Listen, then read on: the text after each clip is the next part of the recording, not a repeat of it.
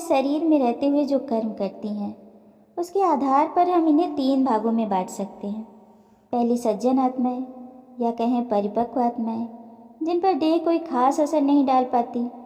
अभी तक हम इतना तो जान चुके हैं कि देह की अपनी खूबियां हैं और आत्मा की अपनी मजबूरियां। अब आप कहेंगे कि आत्मा की क्या मजबूरियां हो सकती हैं? तो जनाब, कोई भी आत्मा गलत नहीं होती, बस वो देह के चक्कर में पड़ जाती है। और देह की तो अपनी लाजवाब खूबियां हैं ही, क्या बखान करना, आप सभी जानते हो। अब देह में आने के बाद आत्मा चेतन मन पे डिपेंड हो जाती है। आत्मा भले ही दिल में उपजाती रहे कि फला काम गलत है मत कर, पर हमारा मानव मस्तिष्क वो कहाँ सुनने वाला है। जिसने सुन लिया वो थोड़ा बच गया, और जो बह गया सो बह गया। आत्मा कभी कोई गलत सलाह नहीं देती, पर हम कहाँ सुनने वाले हैं। अपने अवचेतन मन को कहते हैं तू चुप बैठ, मैं दिमाग से इससे निपट लूँगा। अब जब आत्मा की आवाज़ को अनसुना कर दिया जाएगा, और ऐसा बार बार होता है, तो वो भी तो कहती है तू सुनेगा तो है नहीं, जा कर जो करना है। यानी वो एक समय के बाद सलाह देना भी बंद कर देती है। आत्मा की मजबूरी से मेरा यही आशय था।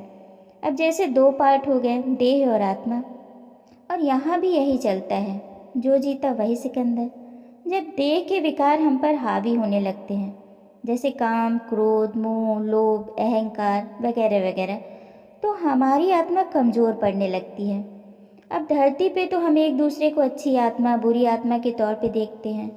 ये आदमी अच्छा है, ये बुरा है, पर आत्मा लोक में इन्हें बीमार माना जाता है। ऐसी आत्माओं को उपचार की ज़रूरत होती है। अब हल्की फुल्की चोटें तो लगभग सभी आत्माओं पे लग जाती हैं, क्योंकि इस भौतिक जगत का ताना बाना ही कुछ इस प्रकार का है कि कुछ न कुछ अपनी छाप तो दे ही देता है। अब जो मजबूत आत्माएं होती हैं उन्हें देह कुछ खास नुकसान नहीं पहुंचा पाती, इसलिए ऐसी आत्मा को कोई खास क्षति भी नहीं पहुंचती। इनका उपचार आत्मा लोक में पहुंचते ही इनके मार्गदर्शकों द्वारा बड़ी आसानी से कर दिया जाता है। और दूसरे टाइप की आत्माएं वो होती हैं जिनसे अनजाने में गलतियां हो जाती हैं, यानी गलत करने का उनका कोई इरादा नहीं था, पर परिस्थितिवश, अज्ञानतावश, अनजाने में उनसे कुछ गलत हो जाता है, तो इसके लिए भी आत्मालोक में उनकी चिकित्सा प्रणाली है। अब एक तीसरे प्रकार की आत्माएं भी होती हैं जो जानबूझकर गलती करती हैं, यानी स्वार्थवश या मज़े के लिए उनकी आदत में शुमार हो जाता है, और ये आदत इतनी गहरी होती जाती है कि उससे निकलना इनके खुद के लिए भी मुश्किल हो जाता है। चलती तो ये आत्मालोक से अपनी गलतियों को सुधारने के लिए हैं, पर देह में आकर ये दूसरों के लिए बहुत विध्वंसकारी हो जाती हैं। और ये सिलसिला कोई एक जीवन काल तक सीमित नहीं रहता, बल्कि जन्म दर जन्म कई पुनर्जन्मों तक चलता ही रहता है। ईश्वर की ओर से इन्हें सुधरने के लिए कई मौके दिए जाते हैं। अच्छा चलो, इस जीवन में गलती हो गई, नेक्स्ट बर्थ में सुधार कर लेना, पर ऐसी आत्माएं कहाँ सुधरने वाली हैं। Practice make a man perfect. बार बार गलतियां करने की वजह से ऐसी आत्माएं इसमें निपुण हो चुकी होती हैं।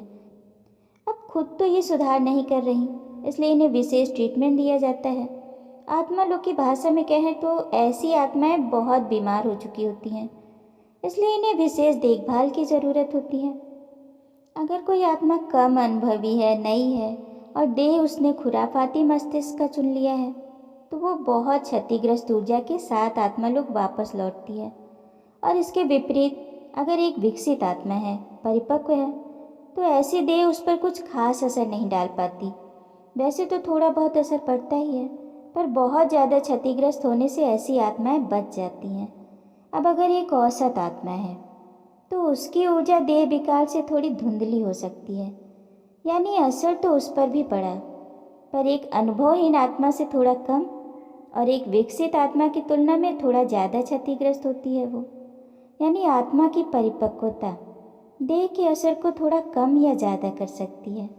अब धरती पे तो हम आत्मा के ऊपर पड़े दाग धब्बों को नहीं देख सकते, पर वही आत्मा जब आत्मा लोक पहुँचती है, क्योंकि अब तो वो एक ऊर्जा के रूप में परिवर्तित हो चुकी है, इसलिए उसकी ऊर्जा पर पड़े दाग धब्बे साफ दिखते हैं।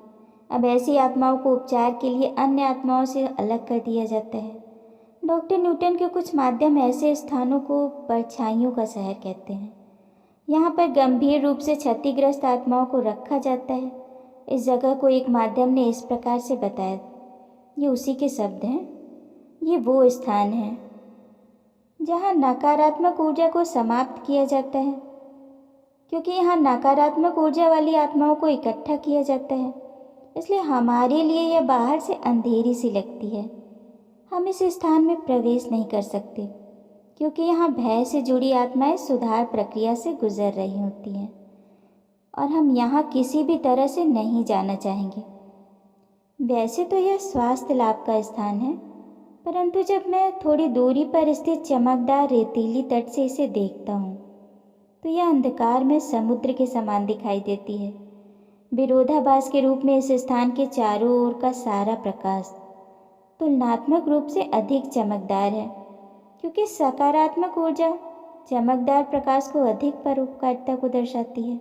जब आप अंधेरे की ओर ध्यानपूर्वक देखते हो तो आप पाते हैं कि यह पूर्णतः काला नहीं है, बल्कि गहरे हरे रंग का मिश्रण है।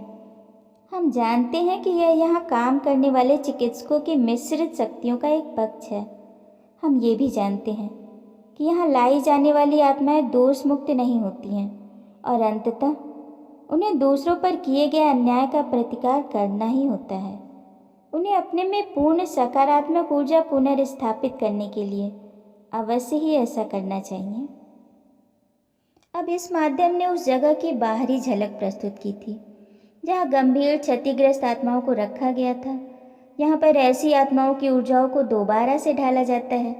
अब इनका पुनर्निर्माण कैसे होता है, इसे हम आगे जानेंगे। अगला केस एक ऐसे माध्यम का है जो ऊर्जा के पुनर्निर्माण की थोड़ी बहुत जानकारी दे पाता है। इसके बहुत ज़्यादा गोपनीय तरीकों के बारे में तो पता नहीं चल पाया है, क्योंकि इस कला में जो आत्माएं निपुण हैं वो बहुत उच्च कोटि की होती हैं और धरती पर जीवन मरण के खेल से ऊपर निकल चुकी होती हैं। अब डॉक्टर न्यूटन भी उन्हीं लोगों से जानकारी निकलवा पाएंगे जो आत्माएं धरती पर देह धारण के खेल में आएंगी, इसलिए ऐसी गूढ़ जानकारियाँ थोड़ी सी कम उपलब्ध हैं। खैर, अगला माध्यम एक होम्योपैथिक डॉक्टर है और कमाल की बात कि धरती पर ये हजारों वर्षों तक एक चिकित्सक के रूप में इन्होंने कार्य किया है, यानी अपने पिछले जन्मों में भी ये एक चिकित्सक ही थे और आत्मालोक में इन्हें सेलीम के नाम से जाना जाता है। इनके समूह में कुल 5 लोग थे जो विशिष्ट ऊर्जा प्रशिक्षण ले रहे थे। इन्होंने अपने काम के बारे में, अपने समूह के बारे में, अपने प्रशिक्षण के बारे में जो बताया उसे हम अगली कड़ी में जानेंगे।